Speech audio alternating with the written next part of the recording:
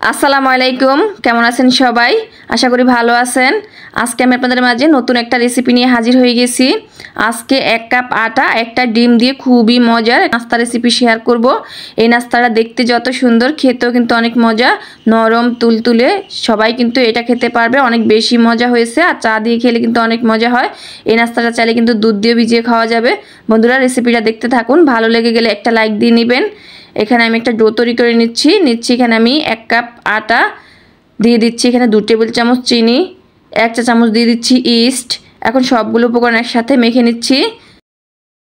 আমি আটা দিয়ে নাস্তা তৈরি করছি, আপনারা চাইলে এখানে ময়দা নিয়ে নিতে পারেন। এখন দিয়ে দিচ্ছি লবণ 1/2 চা চামচ। এখন লবণটাকেও আমি মিশিয়ে নিচ্ছি। এখানে দিয়ে দিচ্ছি আমি একটা ডিম। এখন ডিমটা দিয়ে আমি খুব ভালো করে হাত দিয়ে আটার সাথে মেখে নেব। এখানে ডিমটা কিন্তু আটার সাথে খুব ভালো করে মেখে নিয়েছি। আর এখানে নিয়েছি আমি হালকা কুসুম গরম দুধ। তবে বন্ধুরা, আপনারা চাইলে কিন্তু এখানে গরম পানিও ব্যবহার করতে পারেন। এখন আমি অল্প অল্প দুধ দেব আর ডোটা মাখাতে থাকবো। যেহেতু এখানে বাচ্চারা খাবে, তাই আমি একটু হেলদি করার জন্য এখানে ডিম দুধ দুটোই ব্যবহার করেছি। আপনারা চাইলে কিন্তু ডিম দুধ দুটোই কিন্তু স্কিপ করতে পারেন। এখন দিয়ে দিচ্ছি আমি রান্নার তেল।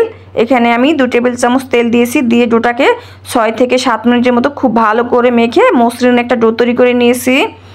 এখন এটাকে আমি ঢাকনা দিয়ে ঢেকে 30 মিনিটের জন্য রেখে দেব। ফিরে এলাম 30 মিনিট পর। দেখুন, ডোটা কিন্তু অনেকটা ফুলে গেছে। এখন ডো থেকে আমি বাতাসটা বের করে নিচ্ছি। এখন আমি টেবিলের উপর কিছু আটা ছিটি দিয়ে তারপর আবার ডোটাকে 2 মিনিটের মতো খুব ভালো করে মথে নিব। এখন এই ডোটা থেকে আমি কিন্তু বড় সাইজের করে একটা রুটি তৈরি করে নেব। আর রুটিটা কিন্তু আমি 1/2 ইঞ্চির চাইতে আর একটু মোটা করে তারপরে রুটিটা বেলে নেব। এই যে দেখুন, এখানে কিন্তু আমি বড় করে একটা রুটি তৈরি করে নিয়েছি। আর এখানে নিয়েছি আমি জর্দার রং। এখানে আমি জর্দার রংটা একটু পানি দিয়ে গুলিয়ে নিয়েছি। আপনাদের কাছে ফুড কালার থাকলে আপনারা কিন্তু ফুড কালার দিয়ে নিতে পারেন। এইটা না দিলেও কোনো সমস্যা নেই, জাস্ট একটু দেখার সৌন্দর্যের জন্য দিয়ে নিচ্ছি, দেখতে ভালো লাগবে। আমি পুরো রুটির উপরে কিন্তু কালারটা বসিয়ে দিয়েছি। এখন একদিক থেকে টেনে তারপর আমি রোল করে নিচ্ছি। বন্ধুরা, আমি কিন্তু প্রতিদিনই চেষ্টা করি আপনাদের সাথে খুব সহজ সহজ কিছু নাস্তা রেসিপি শেয়ার করার জন্য।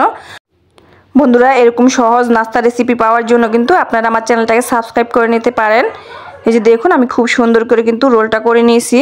এখন একটা চাকুর সাহায্যে আমি নাস্তাটা কেটে নিচ্ছি। আর নাস্তাটা কিন্তু আমি 1 ইঞ্চি পুরুত্ব রেখে তারপর কেটে নিচ্ছি। আর এইভাবে করেই সবগুলো কেটে নিয়েছি। এখানে আমি তেলটা হালকা গরম করে নিয়েছি। এখন হালকা গরম তেলে কিন্তু আমি নাস্তাটা দিয়ে নিচ্ছি। আর এই অবস্থায় কিন্তু চুলার আঁচটা মিডিয়াম টু লোই আছে। এখানে আমি নাস্তাগুলো দিয়ে নিচ্ছি। দেখুন, নাস্তাগুলো কিন্তু খুব সুন্দর করে নিজে নিজেই ভেসে উঠতে শুরু করে দিয়েছে। বন্ধুরা, এই নাস্তাটা কিন্তু খুব কম সময়ে ঝটপট তৈরি করে নেওয়া যায়। দেখুন, এখনই দেখতে কতটা সুন্দর লাগছে। আর তেলের উপর খুব সুন্দর করে কিন্তু ভেসে উঠেছে। এখন এই নাস্তাগুলোকে আমি উল্টে দেব। বন্ধুরা, ভিডিওতে যারা এখন পর্যন্ত একটা লাইক দেননি, প্লিজ একটা লাইক দিয়ে দিবেন। আর আমার চ্যানেলটাকে সাবস্ক্রাইব করে নেবেন। আর যারা অলরেডি আমার চ্যানেলটাকে সাবস্ক্রাইব করে দিয়েছেন তাদেরকে অসংখ্য ধন্যবাদ।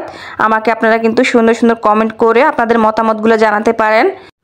আপনাদের লাইক কমেন্ট কিন্তু আমাকে উৎসাহ করে এরকম নতুন নতুন ভিডিও তৈরি করার জন্য। এখানে কিন্তু কথা বলতে বলতে আমি নাস্তাগুলো ভেজে নিয়েছি। দেখুন কত সুন্দর একটা কালার এসেছে।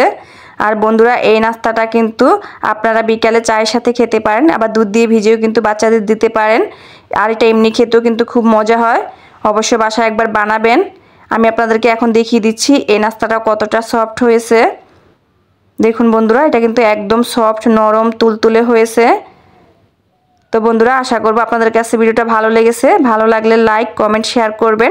আমার চ্যানেলটাকে সাবস্ক্রাইব করে নিয়মিত চ্যানেলের সাথেই থাকবেন। আজকের মতো এখানে বিদায় নিচ্ছি। সবাই ভালো থাকবেন, সবাই সবার জন্য দোয়া করবেন। আল্লাহ হাফেজ।